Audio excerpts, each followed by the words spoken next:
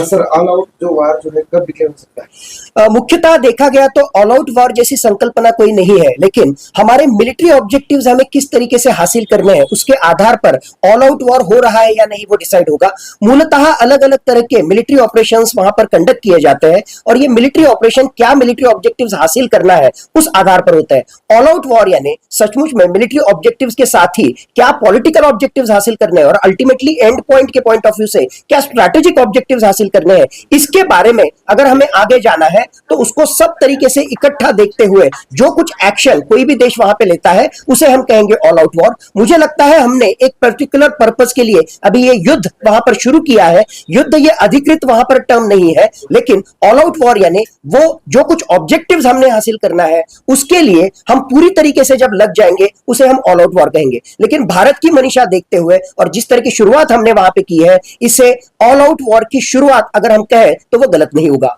बिल्कुल सर, मगर संपूर्ण युद्ध की घोषणा जो प्रक्रिया क्या हो सकती है? मूलतः भारतीय राज्य घटना के अनुसार हम अगर देखेंगे तो ऐसा कोई भी वहां पर आर्टिकल नहीं है जो मूलतः किस तरीके से युद्ध की घोषणा करनी चाहिए इसके बारे में वहां पे बताता है।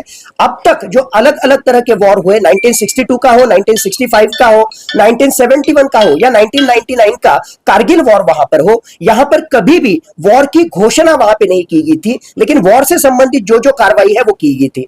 आर्टिकल 352 जो है वो नेशनल इमरजेंसी के बारे में बात करता है। नेशनल इमरजेंसी वॉर के आधार पर वहां पर डिक्लेयर की जा सकती है और यही एक हमारे कॉन्स्टिट्यूशन में का प्रावधान है जिसके आधार पर वॉर और नेशनल इमरजेंसी का जो है हम वहां पे कनेक्शन लगा सकते हैं। लेकिन प्रक्रिया की अगर हम बात करें तो हमारे राष्ट्रपति महोदय जो होते हैं वो हमारे supreme commander of armed forces होते हैं और supreme commander of armed forces होने की वजह से उनको जो हमारा कैबिनेट होता है, जो हमारा मंत्रिमंडल होता है, केंद्रीय मंत्रिमंडल की सिफारिश के ऊपर राष्ट्रपति महोदय वो इस तरह के वॉर का डिक्लेरेशन वहां पे करते हैं।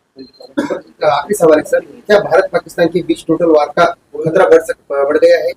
भारत को जो स्ट्रैटेजिक ऑब्जेक्टिव्स हासिल करना है और जो पॉलिटिकल ऑब्जेक्टिव्स उसके साथ ही ऑपरेशनल ऑब्जेक्टिव्स हासिल करना है उस पॉइंट ऑफ व्यू से हमें ऑल आउट वॉर करना पड़ेगा। लेकिन अब तक हमने जिस तरह की घोषणाएं की है कुछ स्पेसिफिक मिलिट्री ऑब्जेक्टिव्स ध्यान में रखते हुए ही हमने इस मिलिट्री ऑपरेशन की वहां पे शुरुआत की है। उसके साथ ही काइनेटिक के साथ नॉन काइनेटिक एक्शन भी लिए हैं। तो अभी भी हम नहीं कह सकते कि ऑल आउट वॉर वहां पर पूरी तरीके से छिड़ गया है, लेकिन पाकिस्तान किस तरीके से उसको रिस्पॉन्ड करेगा, क्या उसका रिटेलिएशन रहेगा, किस तरीके से एस्केलेशन मैट्रिक्स बढ़ते जाएगा, उसके आधार पर यह ऑल आउट वॉर होगा या नहीं या कब तक यह चलेगा इसकी दिशा निर्धारित हो सकती है।